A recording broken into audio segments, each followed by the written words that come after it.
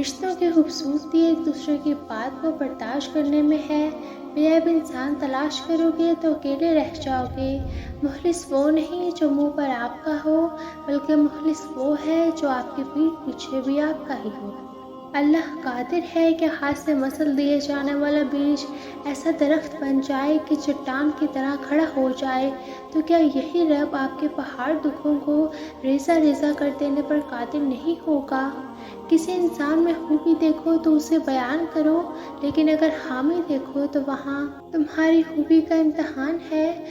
جھوٹ بول کر بھروسہ توڑنے سے بہتر ہے سچ بول کر رشتہ ہار جاؤ۔ رشتہ پھر ٹوٹ جائے گا، بھروسہ کبھی نہیں جڑتا۔ تم بدلہ نہ لو، معاف کر دو اسے جس نے تمہیں سب سے زیادہ تکلیف دی۔ اگر ان لوگوں کو ان کے ظلم کے سبب پکڑنے لگے تو ایک جاندار کو زمین پر نہ چھوڑے، لیکن ان کو ایک وقت مقرر تک مہلت دی جاتی ہے۔ جب وہ وقت آ جاتا ہے تو ایک گھڑی نہ پیچھے رہ سکتی ہے نہ آگے بڑھ سکتی ہے۔ الفت بدل گئی، کبھی نیت بدل گئی، خود غرض جب ہوئے تو پھر سیرت بدل گئی۔ اپنا قصور دوسروں پر ڈال کر کچھ لوگ سمجھتے ہیں حقیقت بدل گئی۔ انسانیت ہی تو انسان کو انسان بناتی ہے۔ انسان کے اندر احساس نہ ہو، دوسروں کا درد سن کر اس کی آنکھیں نم نہ ہوں، یا پھر اسے دوسروں کی تکلیف مذاق لگنے لگے، تب اس شخص میں انسانیت باقی نہیں رہتی۔ یہ بلندی کس کام کی کہ انسان چڑھے اور انسانیت اتر جائے؟ اللہ کے پاس تو بے شمار فرشتے اور ایسی مخلوقات ہیں جو دن رات اللہ کی حمد و ثنا بیان کرتے رہتے ہیں، لیکن قرآن میں تو اللہ نے واضح طور پر کہا ہے اللہ اپنے حقوق تو معاف کر سکتا ہے، مگر بندوں کے حقوق اللہ معاف نہیں کرے گا جب تک وہ شخص آپ کو معاف نہ کر دے۔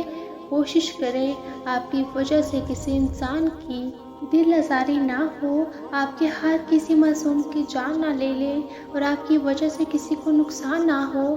آپ کی زبان ہمیشہ حق کے لیے بولے اور لوگوں کے ساتھ ہمدردی کریں۔ آپ کا نفس آپ سے وہی کام کروائے گا جس کے ساتھ آپ نے اسے مانوس بنایا ہے۔ کتنا سکون دیتی ہے یہ آیت۔ اللہ تعالیٰ فرماتے ہیں ڈرو نہیں، میں تمہارے ساتھ ہوں، سب سن بھی رہا ہوں اور دیکھ بھی رہا ہوں۔ اللہ کی تسلی کتنی پیاری ہوتی ہے نا۔ اپنے رب کی خاطر صبر کر جا، بے شک تم تو ہماری نظروں میں ہی رہتے ہو۔